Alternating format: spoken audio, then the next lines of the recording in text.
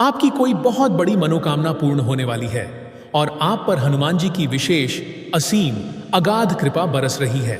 इसीलिए यह वीडियो इस क्षण, इस पल ठीक आपके सामने उपस्थित हो गई है। ब्रह्मांड के रहस्यमय स्पंदन जो अनंत काल से हर जीव की आकांक्षा को सुनते समझते रहे हैं, इस समय आपकी सहायता के लिए पंक्तिबद्ध खड़े हैं। यह वही दिव्य घड़ी है जिसके बारे में योगी जन कहते हैं कि जब साधक की पुकार पर ब्रह्मांड स्वयं दरवाजा खोलता है।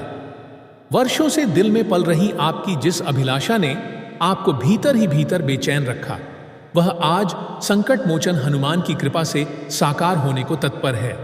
और इस महाप्रसंग में मैं आपको वह शुभ विलक्षण उपाय बताने जा रहा हूं जिसे अनगिनत साधकों ने अपनाकर असंभव को संभव होते देखा है।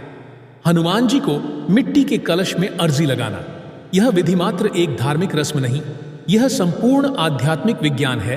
पांचों महाभूतों का जागृत यज्ञ है जिसमें मिट्टी के कलश के माध्यम से धरती, जल, अग्नि, वायु और आकाश सभी तत्व एक साथ साक्षी बनते हैं। जैसे ही आप लाल कागज पर अपनी मनोकामना लिखकर उस शुभ कलश में स्थापित करते हैं, आपका संकल्प एक कंपन बनकर आकाश गंगा की सूक्ष्म तरंगों पर सवार हो जाता है। यह कंपन सीधे उस शाश्वत शक्ति केंद्र तक पहुंचता है जहां संकट मोचन हनुमान आज भी रामकाज में लीन है। वही परम स्थान है जहां से महाबली ने सागर को लांघते हुए माता सीता को प्रभु श्री राम का संदेश दिया था। वही अदृश्य सत्ता है जहां से लंका दहन की लपट फूटी थी, और वही परम लोक है जहां से भक्तों की पुकार पल्लों में सुन ली जाती है। यदि आप सचमुच अपने जीवन में शीघ्र चमत्कार कहें, कृपा प्रसाद अनुभव करना चाहते हैं, तो किसी पवित्र मंगलवार या शनिवार को, संभव हो तो ब्रह्म मुहूर्त सुबह 4 बजे से 6 बजे के बीच में जागें। ताजे जल से स्नान करें, स्वच्छ लाल या केसरिया वस्त्र पहने और अपने घर के उस कोने को चुनें जहां सकारात्मक ऊर्जा का संचार आपको सहज अनुभव हो। प्रायः यह स्थान घर का उत्तर पूर्व कोना या वह कक्ष होता है जहां प्रतिदिन दीप प्रज्वलित होता है। सबसे पहले उस स्थान को गंगा जल से स्वच्छ करें, फिर लाल या पीले वस्त्र का आसन बिछाएं और हनुमान जी का चित्र या प्रतिमा स्थापित करें। उन्होंने चिरंजीव रूप में वचन दिया है कि जहां जहां राम कथा या राम नाम का उच्चारण होता है, वहां वहां वे स्वयं उपस्थित होते हैं। अतः जैसे ही आप श्री राम जय जय राम की छोटी सी जपमाला मन में घुमाएंगे, उस क्षण से स्थल पावन मंदिर में रूपांतरित हो जाएगा। अब लाएं मिट्टी का कलश। यह कलश नई मिट्टी का हो तो उत्तम, यदि कुम्हार से लिया है तो ले आने के बाद उसे स्वच्छ जल से धोकर धूप में सुखाएं।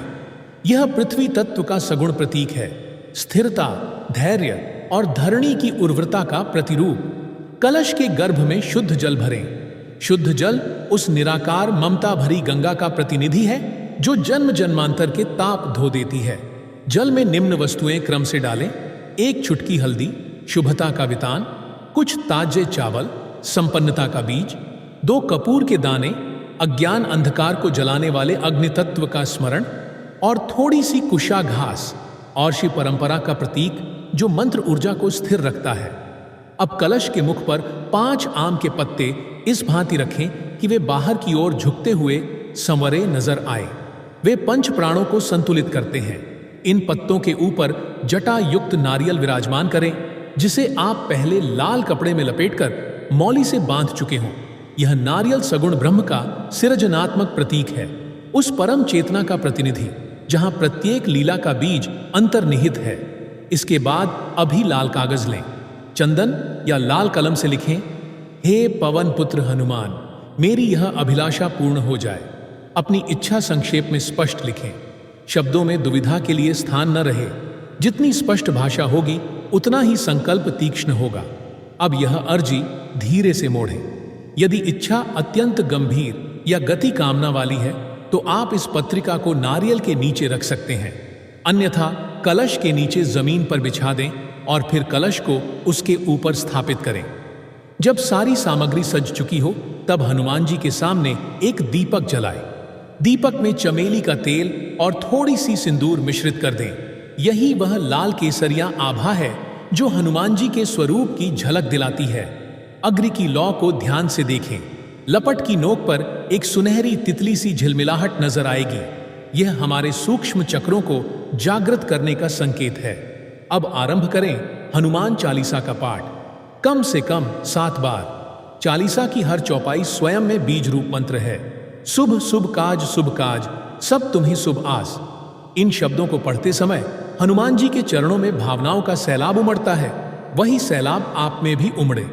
7 पाठ पूरे हों तो गहरी श्वास लें, नेत्र मूंदें और दोनों हाथ जोड़कर कहें, हे संकट मोचन, मेरी अर्जी अपने श्री चरणों में स्वीकार कीजिए और शीघ्र फल प्रदान कीजिए। उस क्षण कल्पना करें कि लाल प्रकाश रेखा कलश से निकलकर आकाश में जा रही है और वहीं से स्वर्णिम किरणों के रूप में वापस आपके हृदय कुंड में उतर रही है। यह दृश्य जितने सघन भाव से आप देखेंगे, उतनी ही जल्दी ब्रह्मांडीय कंपनें एकत्रित होकर मार्ग निर्मित करेंगी। हनुमान जी केवल पौराणिक चरित्र नहीं, वे जीवंत चेतना है, प्राण और चेतनांश का भौतिक जागृत समन्वय है। जब जब कोई भक्त राम का स्मरण करता है, तब तब अंजनी सुत की दिव्य दृष्टि उस स्मरणकर्ता पर पड़ती है। यही कारण है कि तुलसीदास जी ने कहा, संकट कटई मिटई सब पीरा, जो सुमिरे हनुमत बलबीरा। अर्थात जो भी वीर हनुमान का स्मरण करता है, उसके सारे संकट और पीड़ा विलीन हो जाते हैं। कलश अर्जी का रहस्य यही है कि आप अपनी इच्छा को ठोस रूप देकर पंच महाभूतों के हवाले कर देते हैं। मिट्टी पृथ्वी तत्व का स्थायित्व प्रदान करती है। जल आपकी मनोकामना को भावनात्मक प्रवाह देता है। नारियल में निहित अग्निप्राण उसे सक्रिय करते हैं।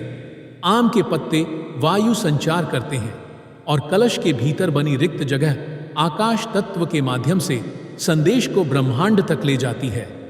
इस मिश्रण के ऊपर से जब आप मंत्रोच्चार करते हैं तो ध्वनि तरंगे इस संपूर्ण संयोजन को जीवित संकल्प में बदल देती है। विज्ञान की भाषा में कहें तो हमारा मस्तिष्क अल्फा और थीटा वेव्स उत्पन्न करता है जब हम विश्राम या ध्यानावस्था में होते हैं। मंत्रोच्चार इन वेव्स को स्थिर करता है, जबकि भावनात्मक एकाग्रता उन्हें कोहेरेंट बनाती है। यह कोहेरेंट वेव्स ठीक उसी तरह व्यवहार करती हैं जैसे लेजर, तेज, सुस्पष्ट और लंबी दूरी तय करने वाली। इसलिए जब आप ओम हनुमते नमः या जय जय जय हनुमान कहकर चित्त को एकाग्र करते हैं, तो आपकी इच्छा शक्ति लेजर बीम बनकर सूक्ष्म जगत में कार्य करती है। यही वह बिंदु है जहां चमत्कार और विज्ञान का भिन्न शब्दावली होकर भी उद्देश्य एक हो जाता है। अब मैं आपको एक प्रेरक प्रसंग सुनाता हूं, जिसे स्मरण करके आज भी मेरे रोंगटे खड़े हो जाते हैं। मेरे एक परम श्रद्धालु श्रोता हैं। यहां उनकी गोपनीयता हेतु मैं नाम नहीं बताऊंगा। उन्हें हम भक्त राजेश कहेंगे। राजेश जी एक मध्यम वर्गीय व्यापारी हैं।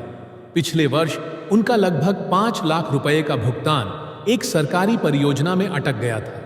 फाइलें विभिन्न विभागों के चक्कर काट रही थीं और उनके परिवार पर आरण का बोझ बढ़ रहा था। कई महीनों की दौड़ धूप, वकीलों की फीस, बैंक का दबाव, सारी ऊर्जा निचुड़ चुकी थी। एक मंगलवार की संध्या राजेश जी ने मुझे फोन किया। उनकी आवाज थरथरा रही थी। उन्होंने कहा, गुरुदेव, अब कोई मार्ग नहीं दिखता। मैंने शांत स्वर में उन्हें यही मिट्टी का कलश अर्जी उपाय बताया। अगले मंगलवार को उन्होंने विधिवत कलश स्थापित किया, हनुमान चालीसा के 7 पाठ किए और लाल कागज पर लिख दिया, हे पवन सुत, मेरी अटकी हुई राशि 24 घंटे में वापस आ जाए। रात होते होते उनका मन आश्वस्त हो चुका था, मानो किसी अदृश्य शक्ति ने कंधे से बोझ उतार लिया हो। भोर हुई। राजेश जी ने प्रातःकाल पुनः दीपक जलाया और संकट मोचन का 15 मिनट ध्यान किया। लगभग 11 बजे दिन में उन्हें संबंधित अधिकारी का कॉल आया, राजेश जी, आपकी फाइल कल रात क्लियर हो गई। हम आपका पेमेंट अभी रिलीज करवा रहे हैं। और सचमुच दोपहर 1 बजे तक 5 लाख रुपए उनके खाते में जमा हो चुके थे। 24 घंटे के भीतर भीतर वह पैसा जिसने उन्हें मानसिक रूप से तोड़ रखा था, लौट आया। उसी शाम राजेश जी ने भाव विह्वल होकर मुझे संदेश भेजा, गुरुदेव, हनुमान जी ने वह कर दिखाया जो महीनों की सरकारी प्रक्रियाएं न कर सकीं। अब मैं आजीवन मंगलवार को हनुमान चालीसा का पाठ करूंगा। यह प्रसंग केवल एक व्यक्ति का नहीं है। ऐसी अनगिनत गाथाएं हैं जिनमें कलश अर्जी ने लोगों को नौकरी, विवाह, परीक्षा सफलता, स्वास्थ्य लाभ, न जाने कितने रूपों में वरदान दिया। सकल जीवत जगत में राम नाम तू अंग। तुलसीदास जी का यह कथन हमें याद दिलाता है कि शब्द स्वयं में सृजन शक्ति रखते हैं।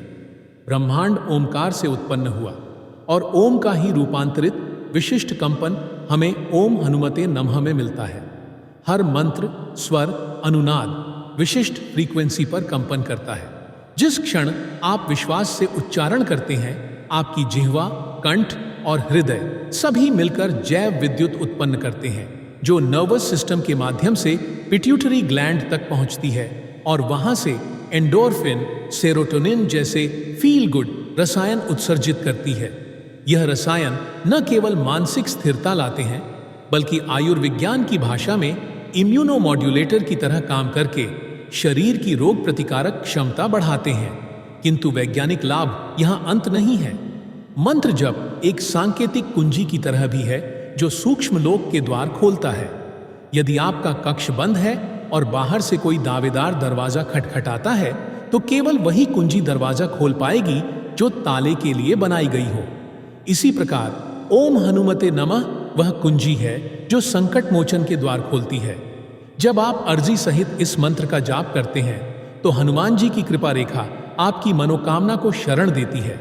कई दर्शक पूछते हैं, गुरुदेव, क्या यह केवल आस्था है या मानसिक प्लेसिबो इफेक्ट? मैं कहता हूं, इसे जो नाम देना चाहें दे दें, परंतु चमत्कार दोनों स्थितियों में घटित होता है। यदि आप प्लेसिबो मानकर भी गहरा विश्वास जगाते हैं, तो आपका अवचेतन उन अवसरों को पहचानने लगेगा जो पहले आपकी घबराहट या नकारात्मकता की धूल में छिपे थे। वही अवसर, लोग, फोन कॉल, ईमेल, कलश अर्जी के बाद लक्ष्य भेदी तीर की तरह सामने आ खड़े होते हैं। पुराणों में यह देव कृपा कहलाता है, परंतु महत्व यह है कि परिणाम आता है जब आपकी इच्छा पूरी हो जाए, और यदि आपने विश्वास पूर्वक प्रयास किया है तो बहुत जल्दी ही परिणाम दिखने लगेंगे। तब उस कलश को सम्मान पूर्वक विसर्जित करें। किसी पवित्र नदी या तालाब में जल सहित प्रवाहित करें।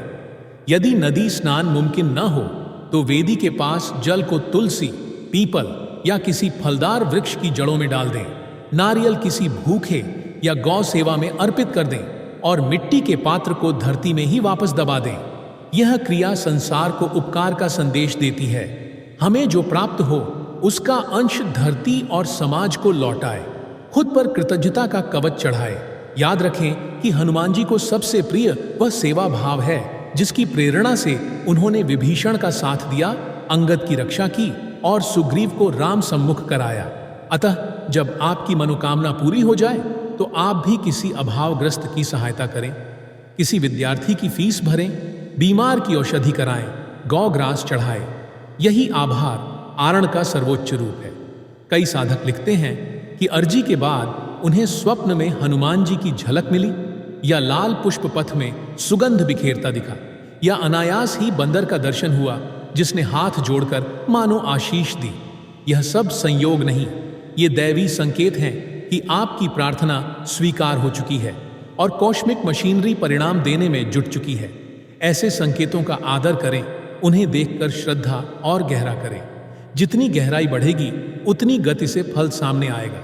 तो प्रिय भक्तों, यदि जीवन की किसी भी राह पर आप अटक गए हैं, चाहे धन की परेशानी हो, स्वास्थ्य की बाधा, संतान सुख की अभिलाषा, विवाह विघ्न, परीक्षा भय या व्यवसाय रुकावट, आज ही यह मिट्टी का कलश अर्जी उपाय आरंभ करें।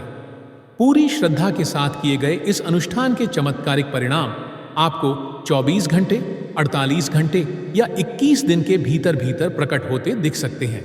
याद रखें, विश्वास जितना प्रबल उतनी शीघ्र सिद्ध। अब जब यह ज्ञान आप तक पहुंचा है, तो इसे सीमित न रखें, अन्य लोगों तक भी पहुंचाएं, ताकि वे भी अपने संकट से मुक्त हो सकें। इस वीडियो को अब भी लाइक करें, शेयर करें और नीचे कमेंट बॉक्स में बुलंद स्वर में लिखें, जय श्री राम, जय वीर बजरंगी। साथ ही यह अवश्य बताएं कि आप इस वीडियो को भारत या विश्व के किस कोने से देख रहे हैं। आपकी एक एक टिप्पणी न केवल इस दिव्य ज्ञान को फैलाएगी, बल्कि हनुमान जी की कृपा को भी सामूहिक रूप से निमंत्रण भेजेगी। अंत में मैं प्रार्थना करता हूं, हे कपिश, हे अंजनी नंदन, इस वीडियो को सुनने देखने वाले हर श्रोता दर्शक पर आपकी अचल, अखंड, अनंत कृपा बनी रहे। उनकी हर साधना में आप स्वयं आकर मार्गदर्शक बने और उनके कलश में रखी अर्जी शीघ्रतम फलित हो। इसी शुभ कामना के साथ जय श्री राम, जय वीर बजरंगी।